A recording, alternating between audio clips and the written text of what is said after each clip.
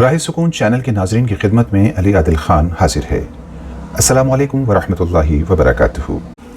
دوستو، جب ہم یہ پروگرام ریکارڈ کر رہے ہیں تو اس وقت آپ دیکھ سکتے ہیں بیت اللہ کا ٹیمپریچر 30 ڈگری سیلسیس ہے، جبکہ دلی کا ٹیمپریچر 35 ڈگری سیلسیس تک پہنچ چکا ہے۔ یہ تو موسم کی حرارت کی بات ہوئی، اس کے علاوہ جو مومنین کے ایمان کی حرارت ہے وہ کافی بڑھی ہوئی ہے، چنانچہ اس ٹیمپریچر میں گناہوں کی چادر پگھلی ہوئی ہے اور نیکیاں کرنے کا عزم کافی بڑھا ہوا ہے۔ دوستو، تاقراتوں کا سلسلہ جاری ہے۔ مسجدوں میں معتکف حضرات نے یعنی اعتکاف کرنے والوں نے اپنے تمبو تانے ہوئے ہیں اور انفرادی عبادات میں مشغول نظر آ رہے ہیں۔ الحمدللہ، اللہ ہم سب کی عبادات کو بہت قبول فرمائے۔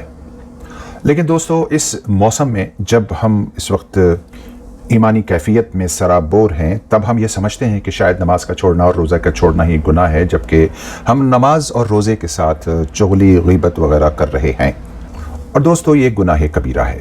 تو ہمارا ایمان ہمیں روزہ رکھنے کے لیے تیار کیا ہمارے ایمان نے، اور نماز تک یعنی مسجد تک بھی لے گیا، لیکن ہمارا نفس پرانی عادتوں سے باز نہیں آ رہا۔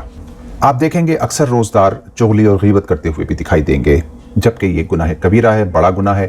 اور اس کے بارے میں ایک حدیث کا واقعہ ہے کہ اللہ کے رسول صلی اللہ علیہ وسلم کے پاس ایک صحابی آئے اور ان کے منہ سے تازہ گوشت کھائے کی بو آ رہی تھی۔ آپ صلی اللہ علیہ وسلم نے فرمایا، کیا تم نے گوشت کھایا ہے؟ کہا، اللہ کے رسول نہیں، میرا تو روزہ ہے۔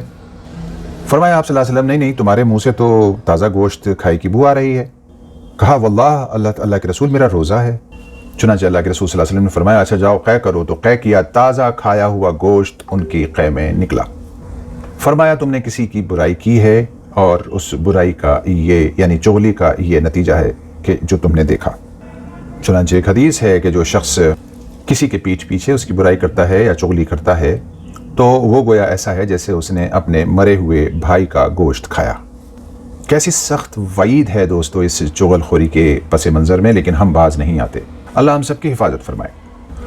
اسی لیے بار بار کہا جاتا ہے کہ روزہ صرف بھوکے رہنے کا نام نہیں ہے، بلکہ آنکھ کا، زبان کا، سوچ کا اور کانوں کا، سب کا روزہ، جسم کے ہر اعضاء کا روزہ ہوتا ہے۔ اللہ تبارک و تعالی ہم سب کو روزے اور رمضان کے حق کو ادا کرنے کی توفیق عطا فرمائے۔ آئیے دوستوں، ہم آپ کو لیے چلتے ہیں سیدھے حرم شریف یعنی بیت اللہ، جہاں ظہر کی اذان کا وقت ہوا چاہتا ہے۔ اللہ اکبر،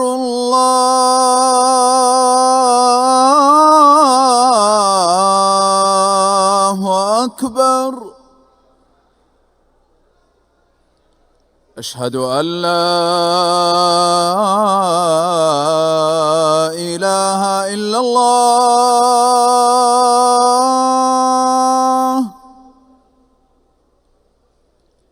اشہد ان لا الہ الا اللہ،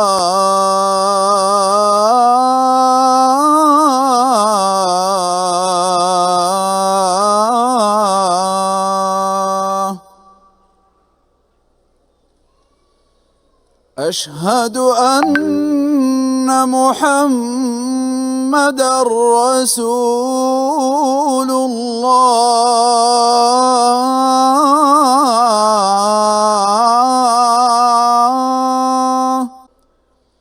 لا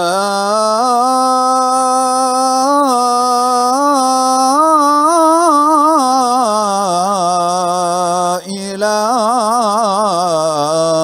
الا اللہ۔ مشہور حدیث ہے کہ رمضان کے آخری عشرے میں تاقراتوں میں شب قدر کو تلاش کرو۔ تاقراتوں کا مطلب ہوتا ہے 21، 23، 25، 27 اور 29 والی جو راتیں ہیں، اس میں شب قدر کو تلاش کرنے کا حکم ہے۔ لیکن اکثر علماء کا اتفاق جو ہے وہ 27ویں شب پر ہے کہ 27ویں شب لیلۃ القدر ہے یعنی شب قدر ہے۔ لیکن سوال یہ ہے دوستو کہ لیلۃ القدر کے تعین میں اختلاف کیوں ہے؟ چنانچہ حضرت عبادہ بن صامت رضی اللہ تعالیٰ عنہ سے روایت ہے کہ نبی کریم صلی اللہ علیہ وسلم لیلۃ القدر کی صحیح رات بتانے کے لیے یعنی اس کا تعین بتانے کے لیے باہر نکلے۔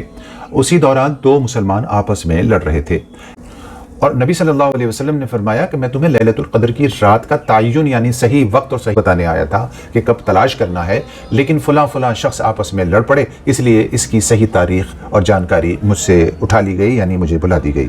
اس واقعے سے ہمیں یہ سبق ملتا ہے دوستو کہ جھگڑے کی ایسی نحوست ہے کہ اتنی بڑی خیر سے امت مسلمہ کو محروم کر دیا گیا۔ اب کہا گیا کہ اس کو پورے رمضان تلاش کرو، کہیں کہا گیا کہ اس کو آخری عشرے میں تلاش کرو، کہیں کہا گیا یہ طاق راتوں میں تلاش کرو، اور اگر صرف ایک رات بتا دی گئی جاتی اور وہ طے شدہ ہوتی تو پھر اسی رات میں یہ امت مسلمہ کتنی بڑی خیر کو پہنچ جاتی۔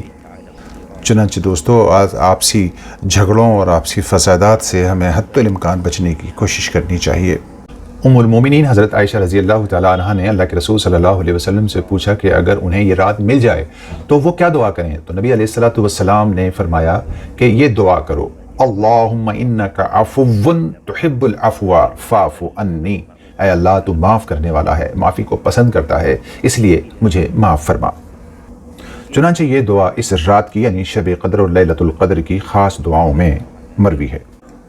آپ کا میزبان علی عادل خان اجازت چاہتا ہے، کل نئے عنوان کے ساتھ آپ کی خدمت میں پھر حاضر ہوگا۔ تب تک آپ اپنے ایمان و اعمال، صحت، تندرستی، سراؤنڈنگ، والدین اور غربا مساکین کا خصوصی طور پر بے حد خیال رکھیے۔ وترك المنكرات وحب المساكين وأن تغفر لنا وترحمنا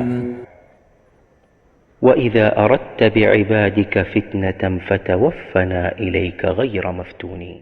آمین یا رب العالمین۔ وما توفیقی الا باللہ، اللہ نگہبان۔